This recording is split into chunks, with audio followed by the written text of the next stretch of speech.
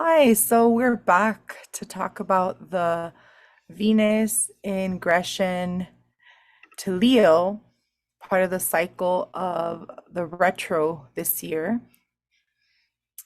We don't typically have Venus retroing yearly, and this year Venus will be retroing in the sign of Leo. This is our original um, ingression of Venus and Leo. And I wanted to put it in here because I'm going to be referencing back to certain points that Venus triggered, not just at 0 degrees, zero Leo, but also the other placement. So when Venus entered the sign of Leo, the sun was in Gemini and it was early morning because the sun's in the first house and it was rising. Juno was also conjunct the sun. And then we had a bunch of planets in Taurus. We had Jupiter, Uranus, and Mercury. And we also had Saturn really high up in the MC, and the moon was in Capricorn in the eighth house. So there's already a lot of intensity that's being brought to light with this chart. If you guys want to dig more deeper into the Venus and Leo original ingression, you can check out the video we recorded prior to this one so you can get more information. Plus, there's other tips there.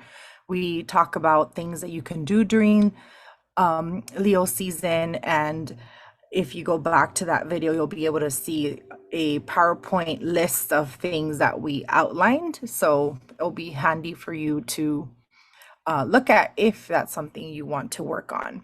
So this is the original chart of Venus ingressing in Leo in 2023, and then we have Venus retro in Leo. So this time the ascendant happens to be in Capricorn, just where that moon was when Venus entered the sign of Leo. So we already have one of the big threes duplicating an energy of itself, right? We had the moon in Capricorn, now we have a ascendant in Capricorn, and we have less planets in the sign of Taurus. Now we just have Jupiter and Uranus. Mercury moved out of Taurus and has traveled all the way to Venus. Now, Mercury at first was squaring that Leo energy, and now we're seeing that Mercury's moved on to Venus, while Venus still remained in the sign of Leo and stationing retro at 28 degrees 36 minutes in the sign of Leo in the eighth house, just where that moon was at. So the moon was in Capricorn in the original ingression, and now in the eighth house, and now Venus is in the eighth house in Leo. Obviously it's the same sign, but the placements kind of swap themselves. And we still have an Earth moon. The moon is Virgo at 27 degrees, and it's making an exact opposition with Neptune. So this brings a tad of fantasy. There's things that might seem a little unclear, blurry, or just plain imaginary. Like you can't believe what you're noticing or what you're feeling. It just feels surreal. It feels different. It feels like it's not reality. And this is this aspect of the moon making that opposition to Neptune. Neptune pretty much fogs things. It's very whimsical. It's very good for art. It's good for music. But at the same time, when we want to bring in more grounded, practical, serious energy that is Virgo, Neptune's the total opposite. So it becomes a little bit conflicting, and we'll feel that inner confliction with our emotions and also with what we're perceiving, what we're seeing with our eyes, because we see Neptune that's in the third house. So you have to really learn to decipher what intuitive hits you're getting. And Saturn is there to ground things in the sign of Pisces. It's also retro, so it's a little bit stronger. When Saturn is retro, is very internalized, which is going to help us with this aspect. But then at the same time, it's in the third house, so it will bring in a lot of internal dialogue. I mean, I found myself in the last week just really talking a lot to myself. And I'm one that likes to do that. I have a Pisces sun, so I have a real big, great imagination. I used to have imaginary friends when I was younger. So I always kind of talk to myself and sometimes talk out loud or, talk internally, but it's just been very, very um noticeable. I just haven't stopped to the point that I have to calm my mind. I increase the amount of meditation that I've been doing. And I think with Saturn being in this third house, we're going to need some type of grounding from fantasy, which he's going to lend the hand, but we have to put in the effort. It's not just automatically going to happen. So just make sure that if you are feeling like you're losing grasp of reality, and this doesn't mean that it's just going to look like everything's going to be fake, but sometimes there's those days that we feel off. That could be a grasp of reality, right? So make sure you ground and you take time to take deep breaths. This is a third house of breath and speech, right? In the lungs. So you want to make sure that you are breathing in profoundly so you can let out all the stress, and then you can then follow whatever messages you're getting and you'll have a clear picture. So Venus being in the 8th house, she's ready to disclose traumas here, which is amazing because I really think a lot of us that follow the arts of astrology, numerology, and anything angel work, crystal work, hypnosis, tarot, right? We all get into this stuff because there's a deeper connection to figuring things out in a way that is going to liberate our souls and heal us from within. We're seeking internal validation, but not from material, but more spiritual. And these practices are the ones that lend the hand for us to really tap into that. So the 8th house naturally rules the occult and secrets and everything taboo and sex. And I mean, all the deepest things in life are ruled by this 8th house, and Venus is there. It's ready to talk about these things. It's ready to talk about deep matters. Actually, one of my readings that I did this week, we were talking about intimacy, and one of them being going back into the dating world and having those deep conversations. Are we exclusive or not? And these are things that I don't really think about because I'm not really dating. But when I have my clients that bring this stuff up, I'm like, yeah, this is a conversation you want to talk about. But she was extremely nervous because at the same time, she didn't want to impose something that hasn't been asked. Like, do you want to be my girlfriend? Right. But at the same time, she wants to make sure that she's opening up energetically, sexually to a person that is responding the way that she's also feeling. So it's, the tricky situation. And these are like these tricky conversations that Venus will have. And not everyone's going to have the same exact scenario. This could be talk about money, how you're spending your money, where is the money going, how you're valuing the energetic exchange that the universe gives you, because the 8th house is also the house of shared resources and not just partners' resources. We can talk about credit cards here. We can talk about debt in all forms, like mortgages and loans. And I mean, there's co-rulerships with other houses as well. But in general, the 8th house rules these contracts that you get into with other people where there is an agreement of exchanging money, and money is energy. So Venus here being retro in the 8th house is bringing these topics as well. Like, let's talk about this. We don't want money to be a stressor anymore. We don't want debt to be a stressor anymore. So what is it that you're going to do? Now, things that are coming into your awareness. So they're being brought up to you and you do nothing about that. Those are missed opportunities. We must reflect, and that's when Venus being retro, it's all about reflecting, internalizing, really processing the situation so then we can respond. In general, Mercury being in Leo, because Mercury rules our communication, and Mercury is also in the 8th house, makes it a little tough for the Venus retro expression, because Mercury in Leo, he's sitting on the king's throne and just say the king's on vacation, because the king in this chart is the sun in Cancer. So, he's resting maybe by the lake somewhere, chilling. And Mercury is decided to sit on the king's throne, and he's just bossing everyone. Like, hey, he's the prince. Think about that. He's the prince, sits on that throne, and he thinks he's a big guy because eventually that throne will be his when his father retires, right? So he is bossing everyone around, saying things without thinking them through.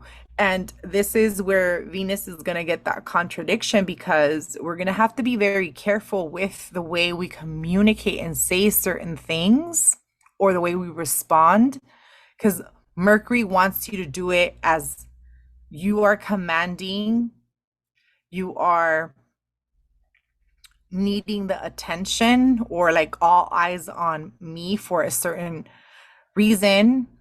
And Venus in Leo is more like, I don't really want that attention right now because I don't know how to feel about this situation. I need some time to process. It's still in Leo. Eventually, when it's able to express, the attention will be on Venus. All eyes will be on Venus, but at first, it needs to internalize. Another thing that Venus is doing is it's actually going retro with a conjunction to Lilith. So now we're talking about the external manifestation of the feminine energy, on how the feminine energy is expressed, because that's what Venus represents, right? That's the way that we love. That's the way that we like to be loved, and how we value ourselves, how we take care of ourselves, how we spend our money. So we could either enjoy a luxurious life, or maybe a life that brings us, like, all the essentials. It all depends on what your Venus likes to do, on how you're going to show love to yourself. So Venus is pretty much the love language. But then we have Lilith, that is this deep feminine, this deep side of us that it's not understood. It's seen as a rebel. It's seen as out of the norm. It's seen as perversion, or just something bad, because this deep feminine expression just doesn't want to follow the regular rules. It wants to be itself. It seeks freedom. So Venus making this conjunction to Lilith is also pushing some deep desires on what it is that you feel freedom is to you. Everyone's version of freedom is different, especially when it comes to relationships. And this is something I was actually thinking about before we started recording this, and how I require a lot of freedom. My 7th house ruler is Uranus. So my 7th house is in Aquarius, and I do like a lot of intimacy. I do like to do a lot of things with my partner, but at the same time, I need time for myself to geek out on astrology. My partner's not into astrology the way that I am. And if I didn't have that time to dedicate to, develop my craft and do the things that I love, the things that I feel bring me joy, then I would feel some type of resentment. But for other people, I see they do everything together. And I'm like, wow, that dynamic actually works. And you can see that they're extremely happy, but that's what fits them. So these themes of what is freedom to you within relationships, whether it's a committed relationship, a new relationship, a long-term marriage, there's themes that are going to be coming up that need a little bit of adjusting and addressing. And it's the time to do it now, because Venus in Leo is focused on the I. It's focused on you. It doesn't hyper focus like Aries, because Aries is the energy that rules I am, but Leo is the energy that rules I create. So what is it that you want to create? What is it that you want to change? Another good thing that I noticed here is Venus making a aspect to the midheaven, and she's also ruling the midheaven because the midheaven here is in Libra at 27 degrees. And the biggest relief is the nodes shifting. I have a bunch of planets in Scorpio. I just didn't want to talk about this because I didn't want to jinx it. You know, abracadabra, what we say comes to fruition. And I'm like, I'm just gonna totally not even make a comment and say, I can't wait for for the nose to shift because I'm so tired of the Taurus Scorpio axis. And yes, I am counting my blessings here because I finally get some rest. Been doing a lot of internal, changes, nothing huge and major, but it's just internally, this was the stage in my life that I had to reflect back on things that I needed to adjust and change and modify. And now that the nodes have shifted, we're going to be talking about relationships still because Taurus and Scorpio is the relationship axis, but this is more of that committed relationship, that long-term marriage, that like blood bond relationship, right? Aries and Libra is more lighthearted. It's more contractual. Like you go to court, you get your license to get married. It's not as deep as the Taurus Scorpio axis, but it still talks about relationships. Now we're having the I am energy, which is Aries, and we're having to balance that with the we are energy, which is Libra, because Libra is about partnership. It likes to partner, it likes to collaborate and socialize. And Aries is totally different. We are having the expression develop our individual self. And this is why Venus in Leo is even more connected to that energy of I am and I create, because they're forming this trine. Yeah, it's far, but it's a house trine and the theme is there.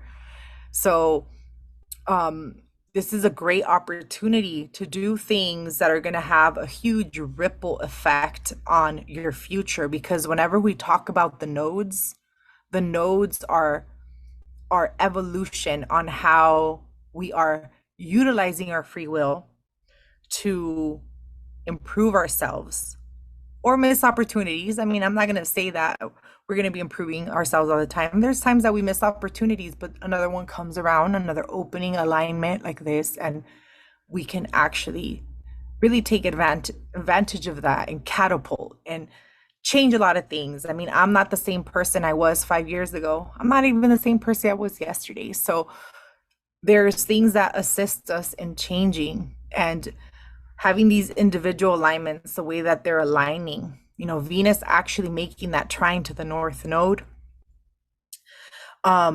versus Mars, that's the ruler of the North Node, not aspecting the South, but Venus, one of the rulers of this node transaction, which is Libra and Aries. It's really helping us to develop this archetype. So this transit's going to be very deep, very felt on many levels. We're even going to have this Venus archetype influence the Lion's Gate, which happens in August, and when Sirius rises, because Venus will still be in the sign of Leo in retrograde motion, because it doesn't station until September 3rd, I believe. I didn't grab the date, but I think I am correct. It's September 3rd. So yeah, just looking at how this chart is expressing itself, there's some very deep conversations that we need to have deep expressions, but then there's also a lot of light-hearted energy here. Now, there's a lot of planets at the later degrees, and planets being at the later degrees talk about maturity of the archetype journey, meaning the planet, when it soon ingresses a sign, it's barely getting to take on that role and act like a Leo, like an example with Venus in the sign of Leo. But once it's deeper into the sign, it already, mastered it. It knows how to act like a Leo now. It's more mature. It knows how to roar, how to command, how to be prideful, how to call the attention, right? So we're having a lot of planets at these later degrees. We have Pluto at 29th degree. We have the Sun at 29th degree in Cancer. We have the nodes at 29th degree. We have Neptune at 27 degrees. He's been dancing on that degree. We have the midheaven at 27. We have the moon at 27. So there's a lot of repeated later degrees, and the 29th and 27 being a focus. So look at your chart and see what you have around those degrees, because no matter what, from whatever sign, whatever house, these degrees are aspecting your planet placement or point if you have anything between 27 to 29 degrees. And we can even give it an orb. I would give it 25 all the way to the end of 29 degrees. So anything between that, it's getting an aspect from a bunch of planets.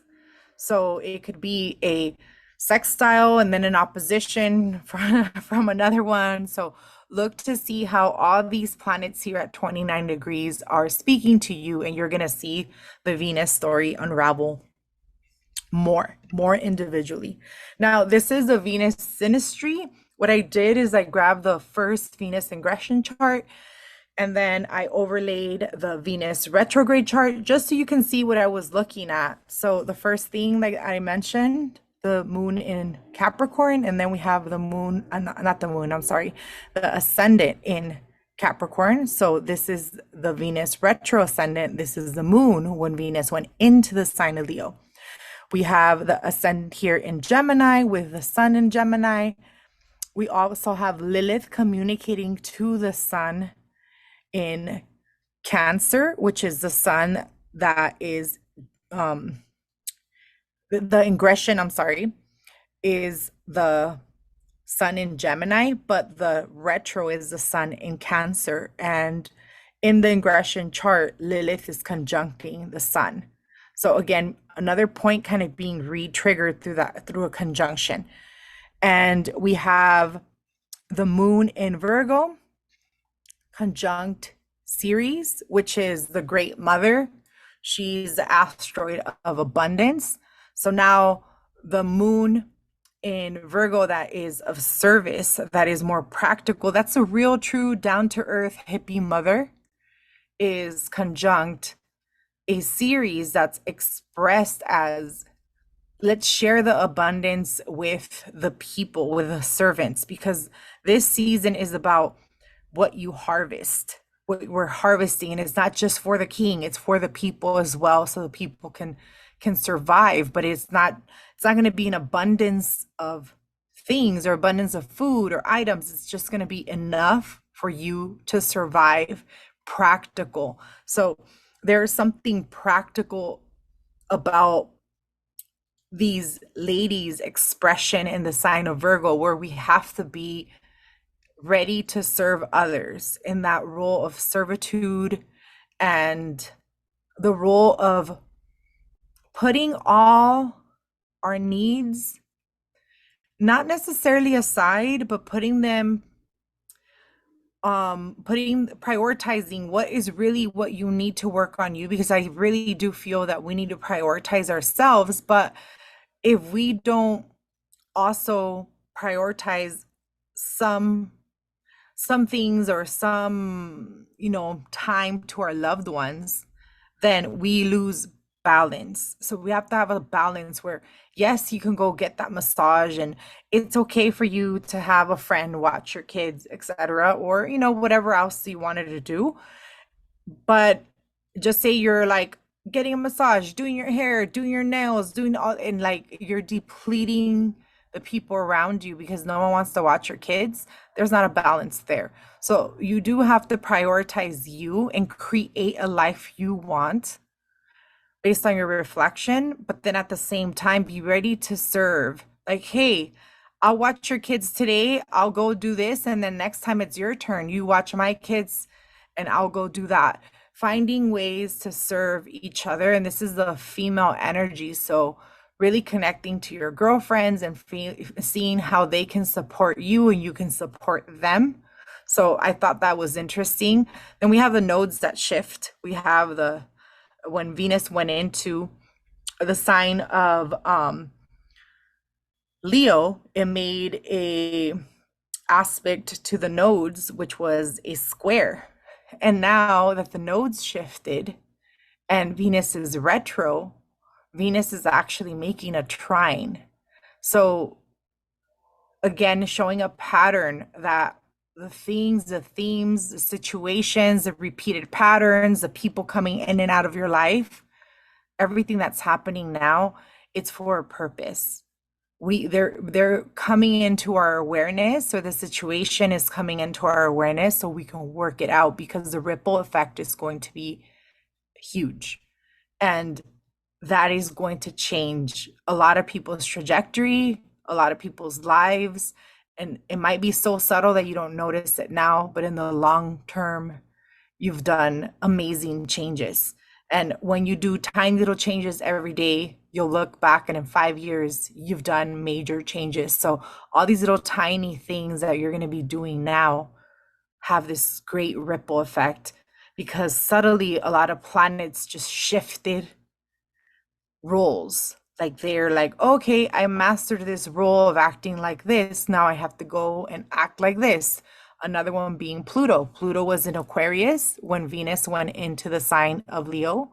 And now Pluto is in Capricorn. So it changed its perspective. Saturn didn't change signs, but Saturn changed from direct to retro. So did Neptune. Neptune was direct and now it's retro. So there's a lot of subtle changes that all these planets are making, and they're all doing this in different zodiac signs. So they're affecting a lot of areas of our life and all pointing at Venus in the sign of Leo. So wherever you have this Leo house, this is where you're going to have the major focus and changes and more developments. This is a theme house. So if you happen to be a Leo rising, sun, or moon, then your personality, life path, and emotional basis or emotional foundation is going to be changing a lot, because the focus is all being geared towards this Venus in the sign of Leo, retrograding whatever planet you have there. It's making contact with it eventually. And you're feeling this like really hands-on. There's a lot of changes, a lot of things that were unplanned that are just happening, and doesn't mean it's a bad thing. It's just like, whoa, okay, so we're doing this now. So it's just things that come up that you kind of have to you know take care of. And Venus also making a square to Uranus is going to bring a lot of spontaneous things into our life. It already made its first square. It's going to make another square to Uranus, and then when it goes direct, makes a third square. So there's a lot of spontaneity that comes with this retrograde cycle. So that was all that I wanted to mention. I know Crystal and Stacey have some amazing topics to cover that all assist with really embodying this transit and being hands-on and utilizing for healing. So first, let's see, how has Venus in Leo been treating you, ladies?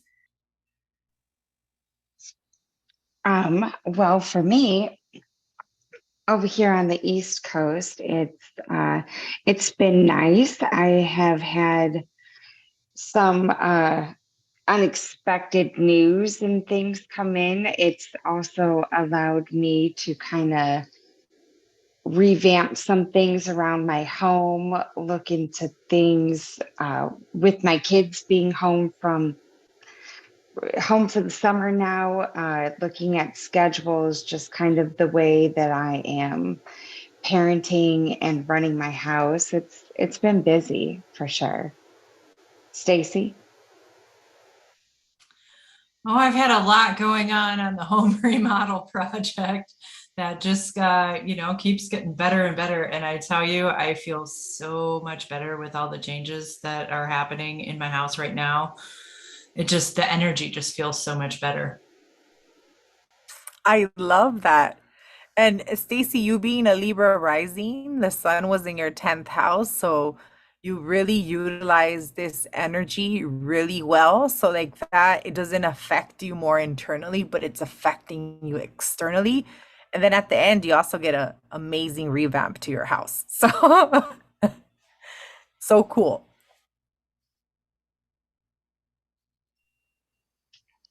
All right. So I went ahead and I had picked some cards for the Venus retrograde. And last time I had led with the Leo card and then chose a card that was behind it and then in front of it. And this time I just sat with the cards and asked for three themes to look into, to sit with, um, to kind of to work with throughout this next Venus in retro season.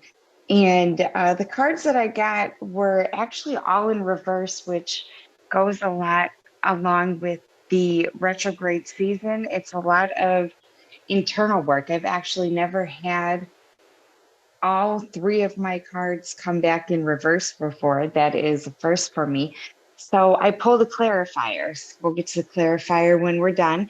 But the first set of cards was a reversed Queen of Pentacles, a reversed Page of Wands, and then a reversed Six of Wands.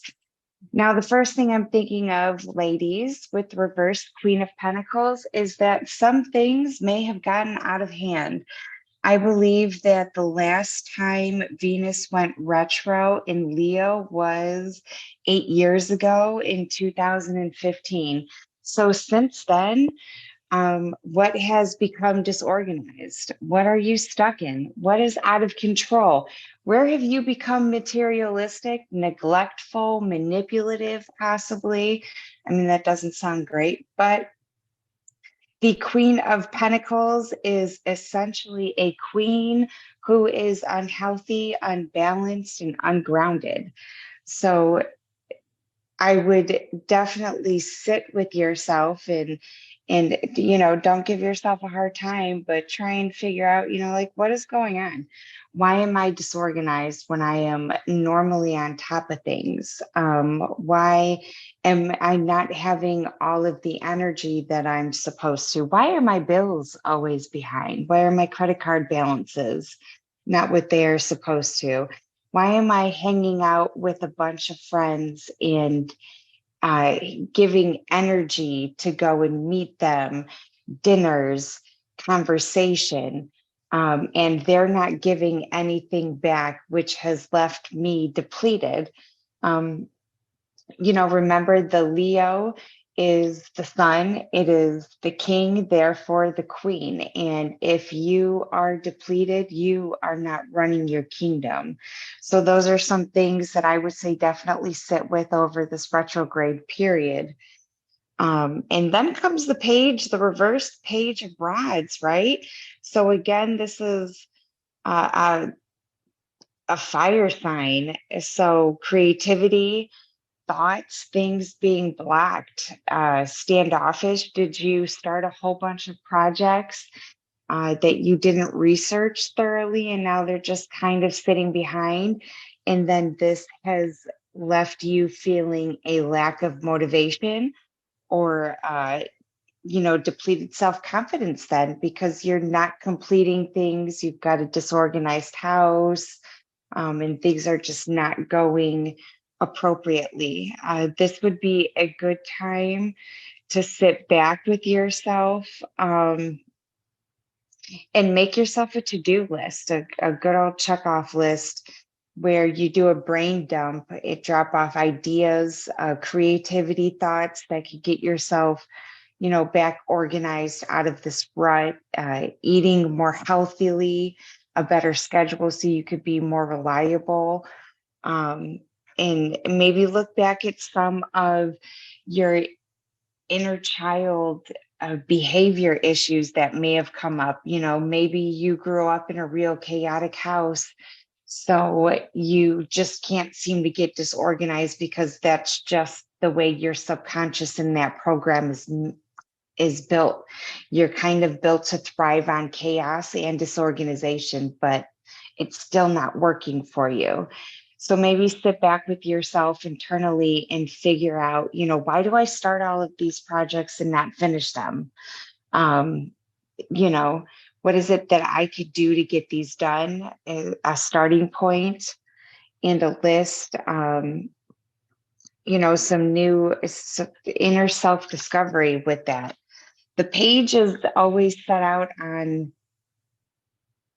a new journey, and he's generally got his head held high, or a queen head held high, but he's ready to go, and he's in an upright position, not lacking any confidence. The last card out of the three that were reversed that I got was the Six of Wands.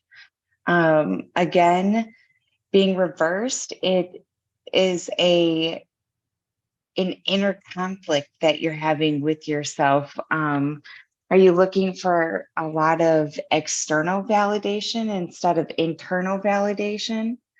How are you feeling about yourself internally? Your self-love. Are you giving too much to others and again depleting yourself? um, how do you start giving back to yourself and giving yourself accolades and not giving a fuck what other people want to give you accolades for? A lot of this Venus in retro period is going to be a lot of internal work that you don't necessarily have to share with anybody, but it's an inner party at the end of it. And because, like I had mentioned before, I got all reverse cards, which is a first for me. I pulled a clarifier out of a totally different deck, a Starseed Oracle deck. And the card that I got was lifting of the veil, questioning everything. Anything unaligned must go. Um, Again, going along with the astrology for the retro season here, and the cards, it's a lot of internal work, and a lot of questioning everything you purchase, everything you think. Um, every maybe habit that you have that is not great. Every time you may yell at your kids a little bit too much, or you sit back and you think, hey, I might have handled that better, but how? And why was I triggered this way?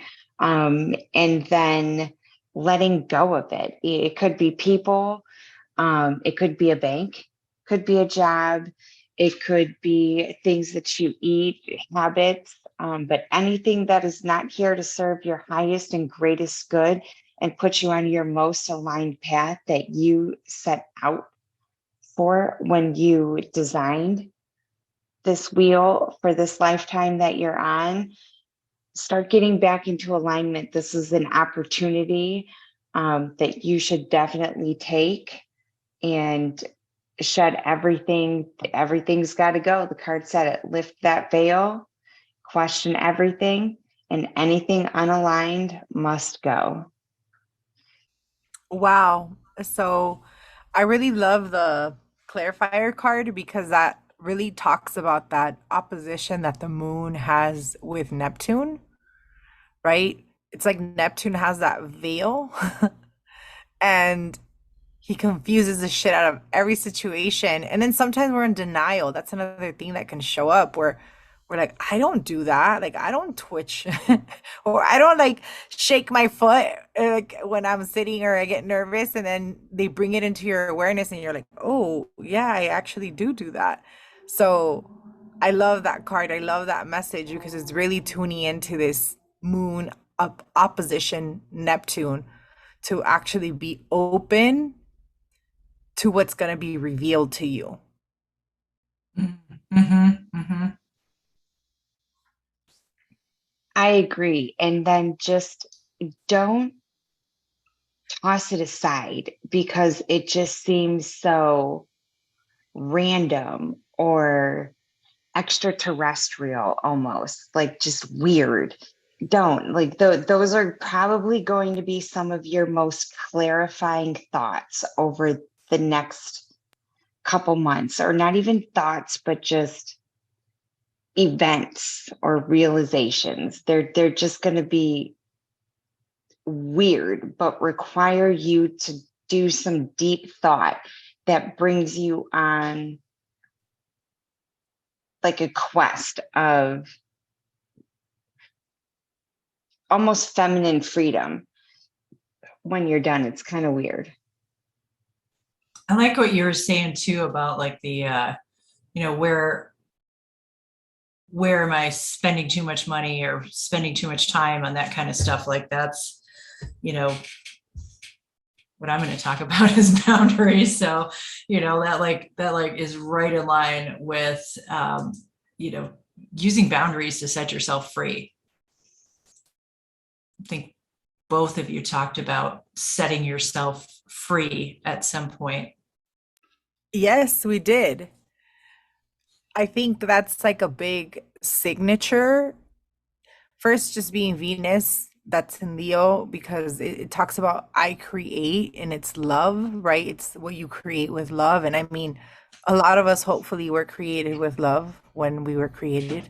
Yeah, but yeah, we can set ourselves free from things that were out of our control, but we can control how we respond to them and have those healthy boundaries that you're going to talk about. So we're able to move past it, because sometimes the situations that do happen to us leave deep scars and deep wounds, and it's really hard to let go. What is that saying? Forgive and forget. Because a lot of us can forgive, but then we say, oh, we can't forget, because if we do, we're fools. If it happens again, I'm bringing shame on me. Even the words that we use around that, right? All these sayings. But we can actually grow more and learn lessons if we really set those healthy boundaries. So we set ourselves free from what society puts on us, on how we need to react to certain things, how we need to be, or even our early environment, like what we were taught, and we don't feel we're in alignment to it. It's time to let go. Like we can set ourselves free from it and really turn page and create a life we want to create. So I love talking about boundaries, because having healthy boundaries is foundational for you to really have a life full of freedom, a life that you create that really is in alignment to you, not that others taught you or others imposed on you. So I can't wait to hear what you have to share with us, Stacey. Ooh, are you ready for your crash course in boundaries? Yes. Woohoo! Okay, so let's talk about what a healthy boundary really is, why we avoid them, how to identify where a boundary is needed, and how to communicate and maintain them effectively. Because we want you to feel more comfortable and confident that you can set and maintain healthy, effective boundaries, so that not only will you be happier, but everyone around you will be too. And that's what we really want, right? So for most of us, unless you've worked with a therapist before, safe to say you've received little to no training on boundaries. So what exactly is a healthy boundary? I think Melissa Urban says it best in her book of boundaries, and her book of boundaries is called The Book of Boundaries: Set the Limits That Will Set You Free. So I think that's very appropriate for this. But I'm going to use her definition of it, because I think that it's just spot on. So boundaries mark the limit of behavior that are acceptable to you, where words or actions beyond that limit may cause you harm or make you feel unsafe. So that word harm right there, that gets really confusing because most people usually think of harm as physical abuse, and it is. But so is emotional and psychological abuse, and so are things like mental or physical overload and sleep deprivation, things moms are really familiar with. Now, these are all actually forms of trauma. And when we allow that trauma to be accepted as normal, we start to dissociate our emotions, and that leads us down the path to physical and mental illness, not something we want.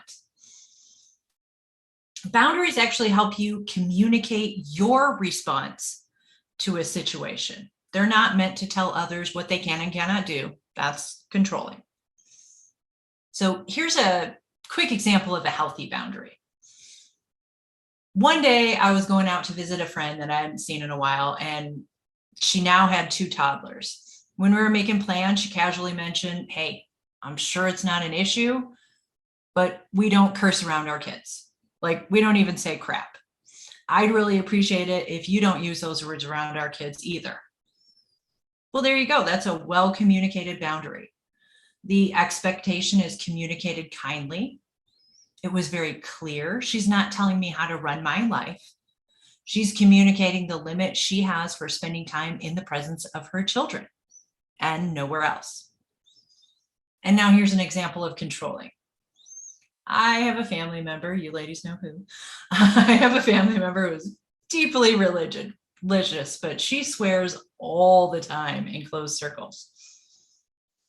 But if you curse around her, especially if people outside the family are around, you're going to get a massive lectures on every single way you're going to hell.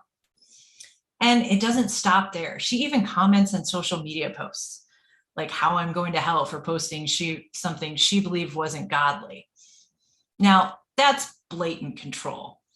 She's not saying I'm not allowed to curse around her.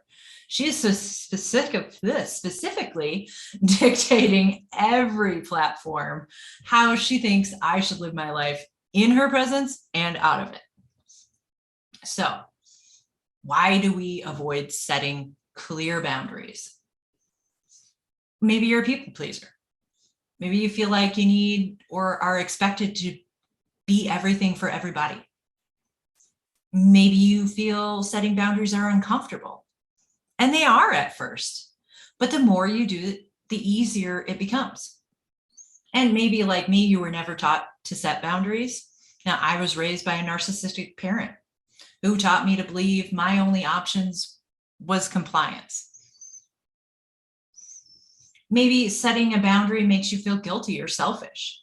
Now, this can be your own feeling, or maybe you're being told that you're selfish or controlling by people who benefit from you having no boundaries. All right, now let's go over the simple steps, the 4 simple steps to setting boundaries. Step 1, identify where the boundary is needed. Step 2, decide what your limit is and what you're willing to do to hold the limit. Now, this also includes deciding where you can be flexible if in a boundary, if it's needed. And step 3, clearly and kindly communicate your boundary.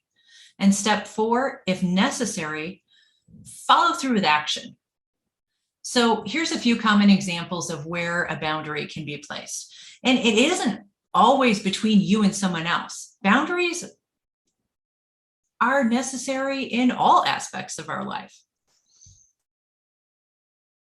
So budgeting your time, so maybe you're not putting too much time on your plate, or budgeting your money so that you can save for that vacation you desperately need. Setting limits on food and beverage, maybe it's limiting foods that make you feel sluggish or limiting alcohol. Setting household rules and behavioral expectations for your kids. And then setting limits for behavior you will accept from others. Just like that friend that doesn't allow curse words around her kids. Maybe you have a friend that constantly takes advantage of you, but she doesn't do anything in return. Or maybe someone does something or says things that make you feel uncomfortable. Now that you've identified where a boundary is needed, you will need to decide your limit and what you're willing to do to hold that limit. So for time, how many of us get sucked into those TikTok rabbit holes and just watch videos for hours? A good boundary is limiting the time on the app. You know, what am I willing to do to enforce it? I'm going to set a timer to get off the app. And if that doesn't work, I'm just going to delete the app off my phone so that I can stay off of it. That's a good follow through. You know, maybe with money, maybe it's bringing my lunch to work instead of spending $20 on fast food every day. What am I willing to do to enforce it? I'm going to pack my lunch at night and I'm going to leave my credit card at home. You know, behavior. You know, you have that friend that asks once a week if she can drop her kids off to play while she goes out with some other friends. But when you ask her to return the favor, she's always busy. Now, for me, that's a hard stop to my generosity. What am I willing to do to enforce that? I'm going to start telling her, no, I can't. I have other plans. And here's a little tip for you ladies. Your other plans may be just relaxing or having you time, but that qualifies as having plans. That's self-care. So don't ever discount that because you do need that.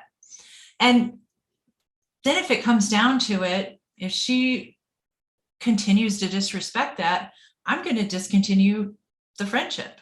You know, and besides, someone who consistently takes advantage of you, they're not your friend. Now that you have that plan, it's time to kindly and clearly communicate your boundary and make sure that other person understands your need. Try to avoid saying things like, I'm sorry, I wish I could, but I really want to help, but these are invitations for that other person to push the boundary, especially kids. Now, if necessary, you need to follow through on further action to enforce your boundary. And sticking to those consequences is sometimes really, really difficult depending on the situation, but it's so important. Again, especially with your kids. And in setting boundaries with your kids, you also need to consider what they need, what you need, and what works for the family.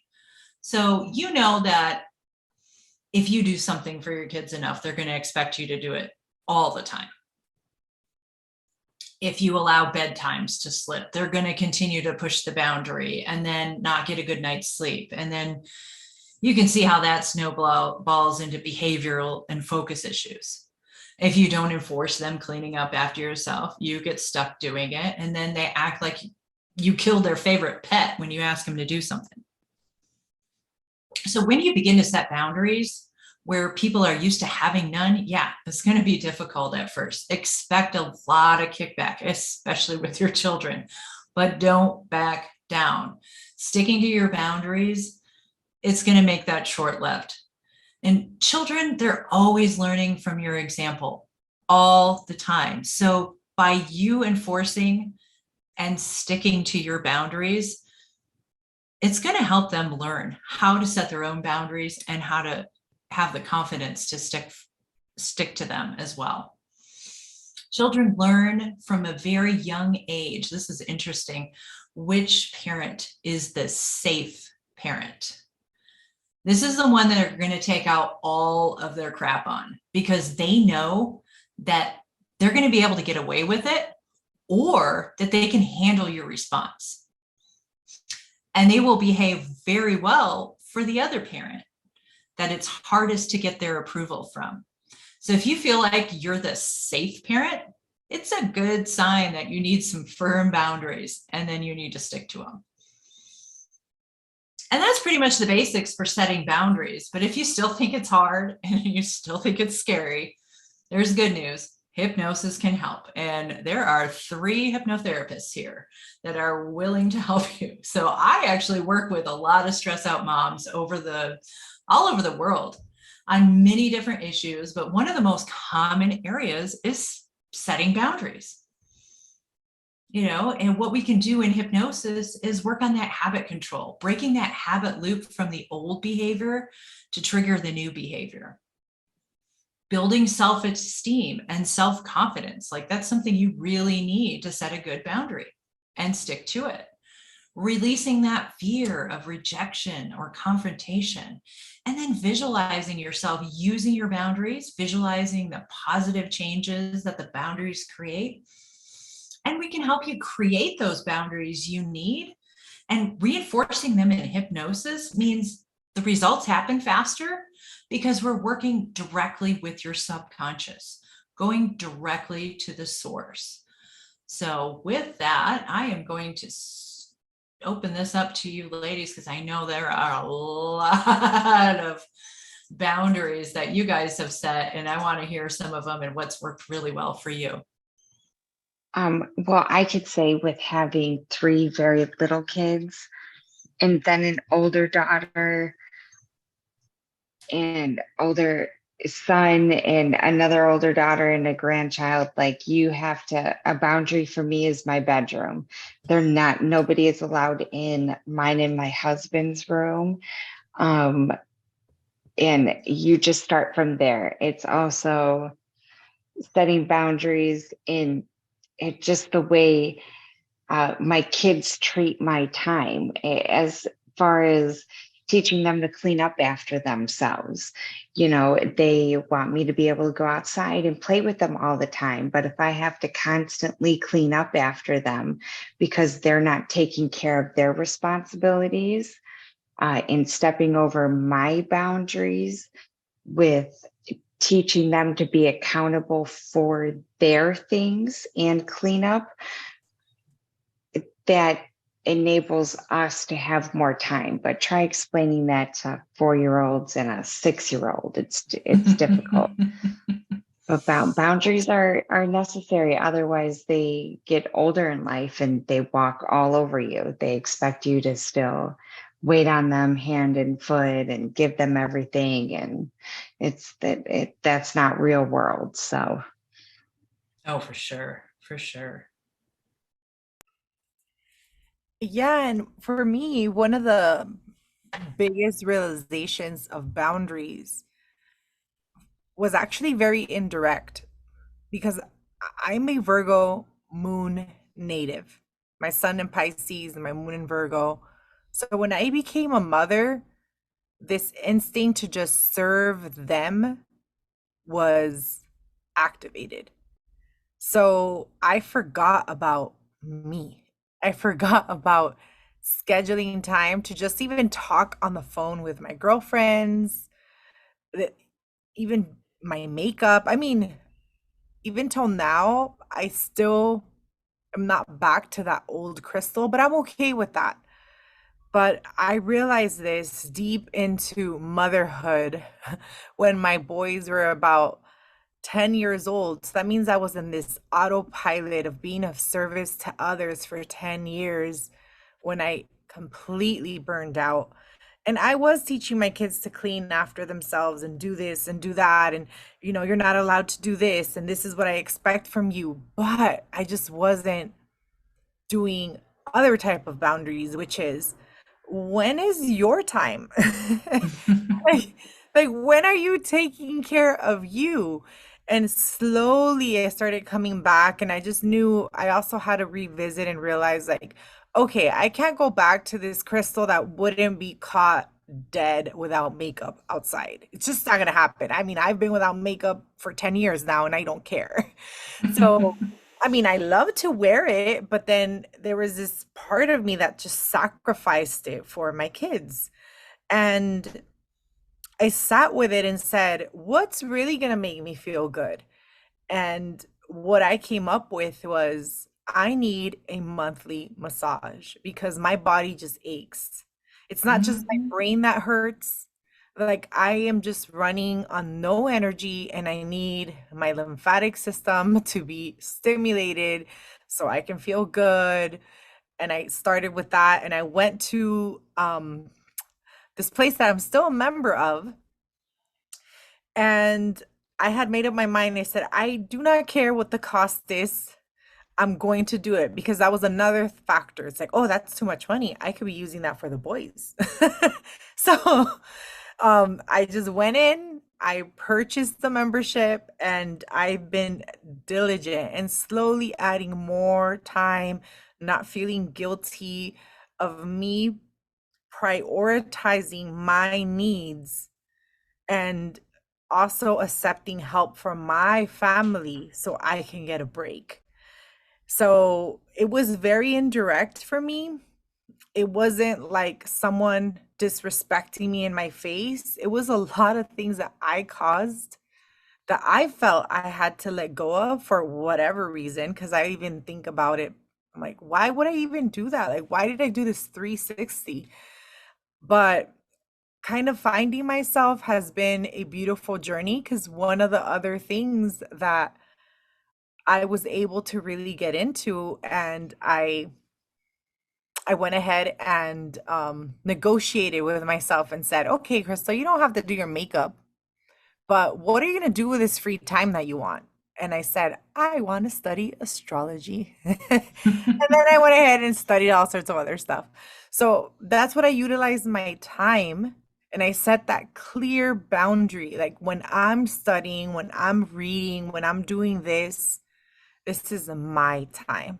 If I'm washing dishes and you want to talk to me and we can multitask there. But when I remember very clearly telling the boys, I am having mommy time for 30 minutes and I'm going to listen to this audiobook. I'm going to wash dishes. And if you talk to me right now, I'm not going to be able to hear you. And they would look at me like, because when I would put those headphones on, mom, mom, mom, right? And ignore. They were safe. I can see them. They were right in front of me. They were on the table, either eating or doing their homework. They're safe. But it's just the mere fact that they needed my attention. And now setting that clear boundary, like they leave me alone during that time. It's much easier now because now they're older and they know like they even need their own time and they'll tell me. So that's the beauty about setting boundaries. They'll say, Mom, I'm going to do this, but after that, can I have some time to just do this? And if they're getting done whatever they have to do, they made their bed, they picked up their room, of course, I let them. I say, yes, great. So you still have to do this, but you can take your time and then you can do it after.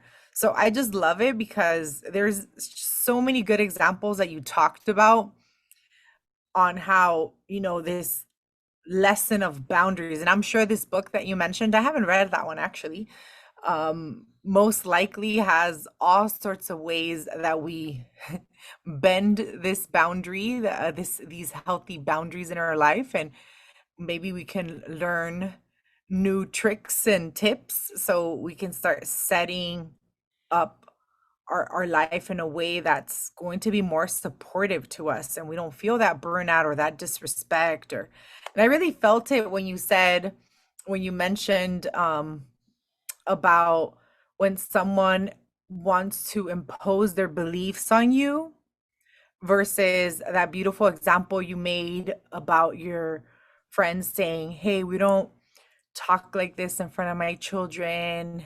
I appreciate if you just don't do that. Like I remember that because my kids were gluten-free, casein-free for many years. And um we would be around other people that ate these things, but I would say, please just don't offer it to them because I don't give them that and they don't eat that. So I don't want them to be tempted. And I remember most of my friends respecting that, except one kind of combating me and giving me her opinions. And her kids ate all sorts of candy. No judgment. That is the way she was raising her kids. So it did feel terrible to hear, like, the people are not respecting you back, but the people that did respect, you just have this, like, great appreciation because they're not there to impose their beliefs, which are the set of boundaries they've made for themselves on you. So thank you for sharing all this. This was Mm. amazing. Oh yeah, for sure. For sure. Yes, thank you, Stacey. I appreciate that. It brought me back to just when I was a kid and things that were told to me. Even the summertime, like putting the kids outside and stuff. I used to never be allowed inside during the summertime. And,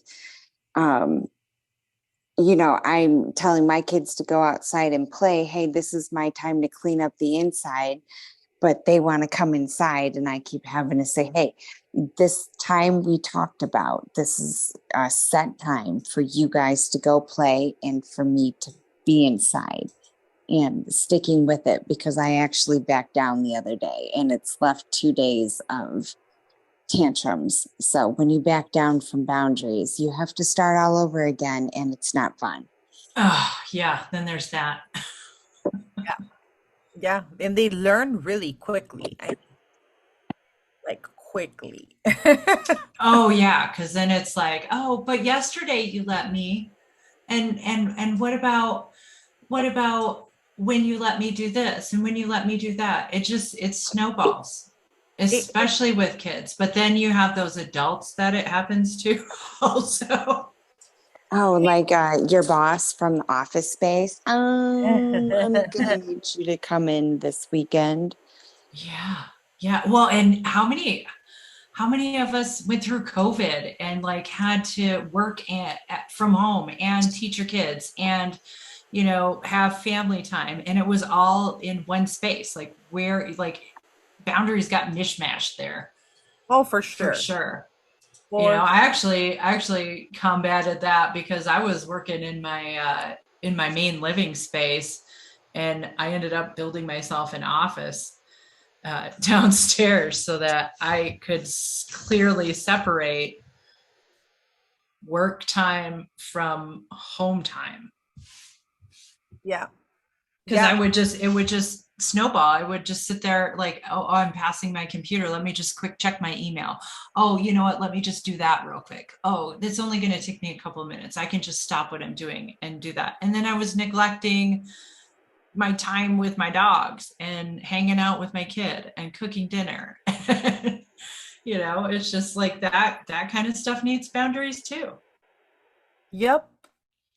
Everything needs boundaries. I think this is Set why. those boundaries and they will set you free, because Yes. then you know where you're safe, you know what to expect, and you don't have to constantly be on that high stress mode of, you know, I'm going to have to scramble or, you know, like whatever it is. Yeah, and I like to, Stacey, that you said, like, because this is me. I like to say sorry a lot. Mm-hmm. And I totally like saw myself saying like, "Oh, I'm sorry, I can't do it, but maybe next time." But really internally, I'm like, "Nope, I'm not taking care of your child because you're going out there partying, and then when I need some help from you, you're never around." Right? So that's like my thought in my head. But Mm-hmm. what I will say is like, maybe next time, and then they'll still come back next time, and it's because of me, because I'm not setting that clear boundary and saying, "No, I'm just not going to do it anymore." Yeah, yeah. I So got roped into watching a friend of mine. They were having trouble finding a babysitter on the weekends, and I was always not working on the weekends. And I ended up doing it for free for about 2 years wow. until I finally was like, hey, you know what? I don't have my kids every other weekend. And I'm more than happy to help you out because I know you guys are, you know, like really tight on money, and I love your kid. She likes hanging out with my kid. So, you know, every other weekend is great, but I have to set a limit. Yeah. Yeah. And you grow to love the kids, Mm-hmm. right? Because I that's what happened with me. But it's true because when things come up, I mean, you can do whatever you want with your kids. Like, we're gonna go do this and you're gonna stay in the car, we're running errands all day. But when you have other people's kid, it's not the same because you have to be more like, I don't know, like careful with what you do. I don't know what it is, but you just can't do the same thing like you would do with your own kids because they're not your kids. You have to be more careful with other kids, with other people's kids, more or less. Like you can't just, you care about your kids, you know, but you don't worry so much about the things that you say in front of your kids as you do with other people's kids, you know?